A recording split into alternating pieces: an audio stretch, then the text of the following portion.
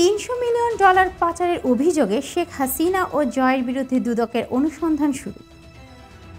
New York ও লন্ডনে $300 million পাচারের অভিযোগে সাবেক প্রধানমন্ত্রী শেখ হাসিনা এবং তার ছেলে সজীব ওয়াজেদ জয়ের বিরুদ্ধে অনুসন্ধান শুরু করেছে দুদক। রোববার সকালে দুদক সূত্রে এ তথ্য জানা গেছে। তাদের বিরুদ্ধে গত 15 বছরে বিভিন্ন মেগা প্রকল্পে দুর্নীতির অভিযোগ আনা হয়েছে। অনুসন্ধানে 5 সদস্যের টিম গঠন করেছে দুদক। শেখ হাসিনা, শেখ রেহানা ও জয়সহ তাদের পরিবারের বিরুদ্ধে অনুসন্ধান চলাকালে ব্যাংক হিসাব সম্পদ জব্দ বা ক্রয় করতে পারবে এই কমিটি।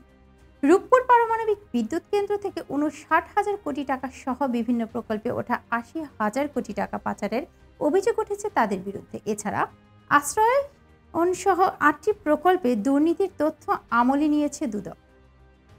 গত 3 সেপ্টেম্বর শেখ হাসিনা ও তার পরিবারের এসব দুর্নীতির অভিযোগ অনুসন্ধানের নির্দেশনা চেয়ে হাইকোর্টে রিট দায়ের করেন এনটিএম চেয়ারম্যান ববি হাজ্জাজ।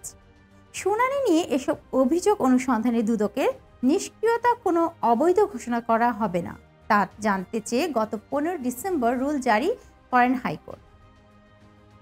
এই ছিল এখনকার আয়োজনে। পরবর্তী সংবাদ দেখার আমন্ত্রণ জানিয়ে শেষ করছি। আল্লাহ হাফেজ।